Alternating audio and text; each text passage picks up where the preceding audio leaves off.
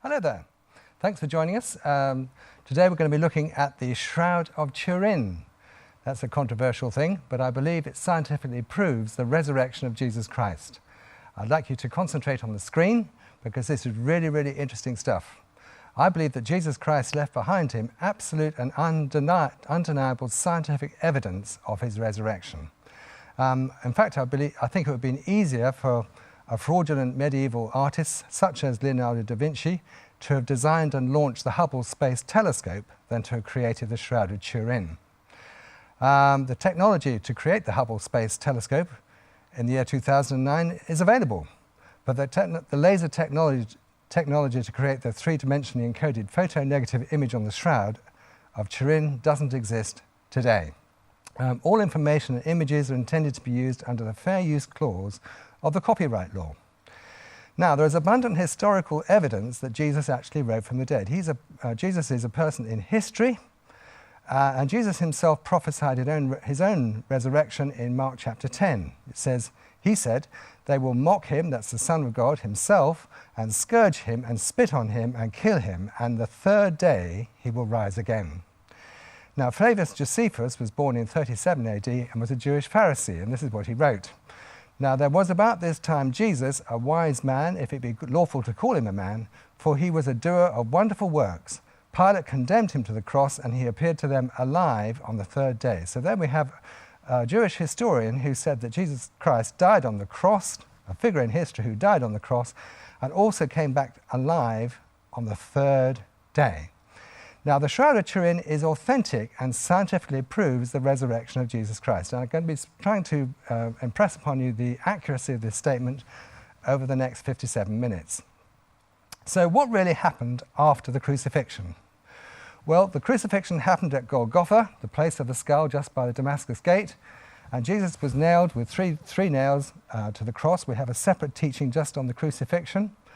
And after he died, the first thing they did was place a napkin over his face. Now, if somebody died on a road near you, somebody would cover the person's face, and that's exactly what they did with Jesus with a thing which in Greek is called a sudarion, and then covered his body with a sheet called a sindon. And Jesus' body was taken down from the cross and covered in that shroud there, just like that. We'll be looking at that much more carefully in a while. His body was placed in the garden tomb, which was owned by Joseph of Arimathea, and the great stone was rolled across the entrance of the tomb, and the Roman soldiers sealed and guarded the tomb and used an iron spike to do that. And let me tell you, that iron spike is still there. It's been analysed and shown to be a Roman spike dating from the time of Christ. Jesus, of course, his spirit went to paradise with the repentant thief, but the dead body of Jesus was left behind in the garden tomb for 3 days and for 3 nights. It says in Psalm 16, "For you will not leave my soul in Sheol, nor will you allow your Holy One to see corruption." So Jesus' body didn't corrupt in any way during those 3 days and 3 nights. Now, I believe at the resurrection, the Holy Spirit re-entered the dead body of Jesus with a tremendous burst of light with the emission of nuclear radiation. That's a big comment to state, but we've got some scientific evidence later on to back that up.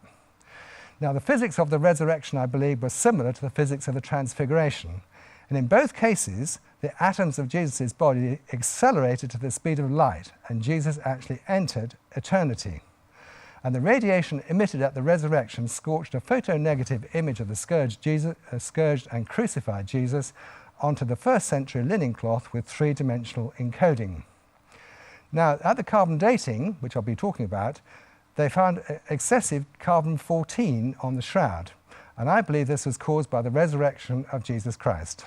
So after 3 days, Jesus came back to life, and both the disciples and the women, they entered the garden tomb, and they saw 2 separate pieces of cloth. First of all, the napkin placed around Jesus' head, that was placed to one side and folded, and a large piece of linen, which described it with 2 Greek words, which we'll be looking at, a sindon and an athonia.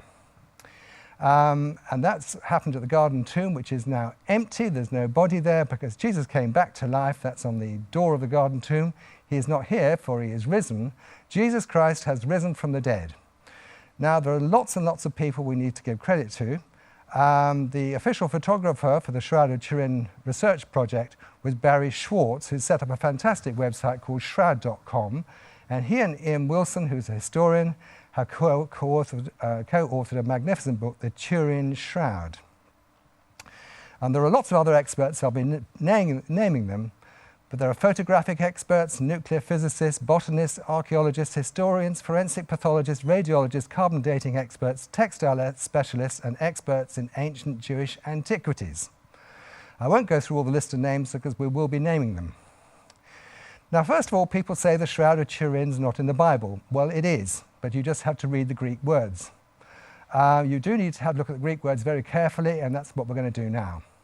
Now, in a normal Jewish wedding, a normal Jewish burial, a normal Jewish burial, there were two pieces of cloth. First of all, this sudarion around the face, and the kairas, or bandages, specifically bandages for winding around a dead body, used to wind around the body. So in a normal Jewish burial, the body was wrapped first in the napkin, described as the sudarion, and the linen burial windings described as kairas. So, for example, Lazarus was raised from the dead by Jesus, and it says in the scriptures that he had this sudarion around his head and the kairas around his body. That's in John chapter 11. It says the dead man came out, that's Lazarus, with his hands and feet wrapped with strips of linen, kairas, and a cloth, the Greek word is sudarion, around his face. Now we know what that word sudarion actually is, because it's used elsewhere in the New Testament. It was actually a towel for wiping the perspiration from the face, or for binding the face of a corpse. Now in Acts 19, it says God did extraordinary miracles through Paul, so that even handkerchiefs, the word sudarion in Greek, and aprons that had touched him were taken to the sick. So we know what that word means. Now, at the burial of Jesus, two pieces of cloth were used. First of all, I mentioned before, the sudarion around the face of Jesus, and the sindon around his body. So there we have that word sindon. And it's also described later on in the book of John as Athonia.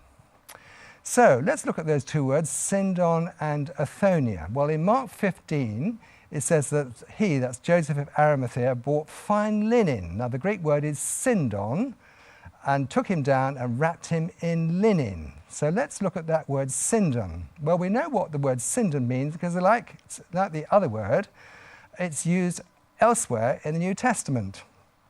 It says at the end of the book of Mark 14, now a certain young man followed him, having a linen cloth, that's Greek sindon, thrown around his naked body. So it was a large piece of cloth, large enough for Mark, most people think it's Mark, it actually covered his entire body. So Jesus was actually buried in two separate pieces of cloth, the sudarion around his head, and a large piece of linen described separately as a sindon and Athonia around his body. Now we'll look at that word Athonia. It's in John chapter 20. It says, Simon Peter came following him and went into the tomb, and he saw linen cloths. And on this occasion, the word used is Athonia there, with a sudarion around his head. Well, we know what that word Athonia is, because like the other words, it's used elsewhere in the New Testament. The word is the derivative of the Greek word athone, which means a linen cloth, and especially a sail. In the same word used in the following scripture, it's in Acts chapter 10. You remember that Peter had a vision, and he saw a great sheet coming down from heaven, knit at the four corners. And remember, the great sheet had lots of animals in it. Well, the word used is Athonia. So we know that the word used to describe the Shroud of Turin is like a great sheet. So now the sudarion around the head of Jesus, actually now in Spain, is called the Sudarium of Oviedo in Spain. And the sindon or Athonia around the body of Jesus is what we now call the Shroud of Turin. Now on the Sunday morning, the women were going to come and do the normal Jewish burial, but that took many hours, involved the application of a lot of ointment and spices. Well, they simply didn't do it because Jesus wasn't there. He'd come back to life again. Now we're going to look at the historical authenticity of the Shroud of Turin. Some people think it's a medieval fraud. Well, that's certainly not what other people think. The Shroud of Turin is a piece of ancient precious linen, 14 foot 3 inches long and 3 foot 7 inches wide, and contains the photo-negative image of a man who has been severely beaten and crucified.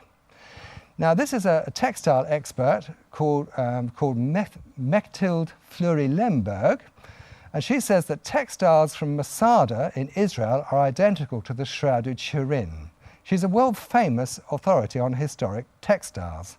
She's the former curator of Switzerland Abegg Foundation Textile Museum.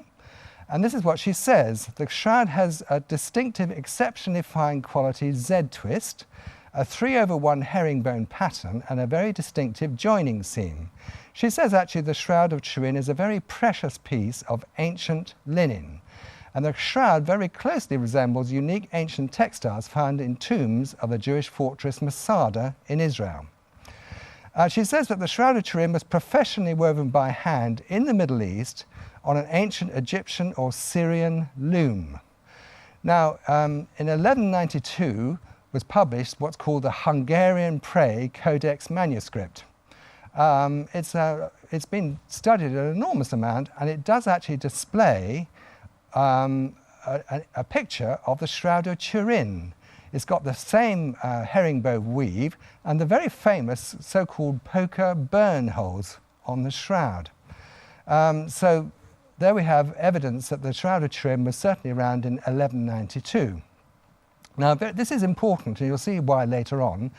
Mechtilde Fleury-Lemberg specifically discounts what's called the invisible mending theory. There's been a recent theory that there's some additional material added to the shroud. She says that in her professional opinion, no additional cloth has been added to the shroud at any time. There is a very excellent DVD called The Fabric of Time, in which she and many other experts are interviewed. Now, Dame Isabel Pixek is an internationally acclaimed artist, and she's the winner of the Grand Award for Mural Paintings. Now, she says that in her professional opinion, the Shroud of Turin is not a painting. There's lack of emulsion, lack of light focus, lack of directionality, lack of outline, lack of foreshortening, lack of perspective, and lack of distortion. All very technical stuff, but remember, this is a very professional, professionally acclaimed, world-acclaimed artist, and she says the Shroud of Turin is not a painting of any description. The Shroud of Turin is actually a mixed photo-negative and photo-positive image. The shroud was first photographed by Secondo Pia in Italy in 1898. Now here we have two images. On the left we have a negative image of Robert Louis Stevenson. On the right, a normal image of Robert Louis Stevenson, what's called photo-positive. So on the left, photo-negative, on the right, photo-positive. Well, the Shroud of Turin is the same. On the left there, we have a photo-negative image, and that's what you're looking at when you look at the Shroud of Turin. When Secondo Pia took a photograph in 1898, his negative was actually a photo-positive of the negative on the left.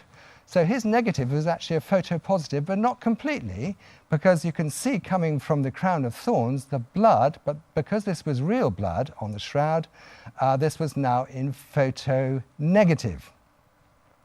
So there is, on the left, we have a highlighted picture of the face on the shroud with the actual blood on there. That's real blood, type AB, with lots of bilirubin in it, which is what crucified victims had in it because of the torture involved.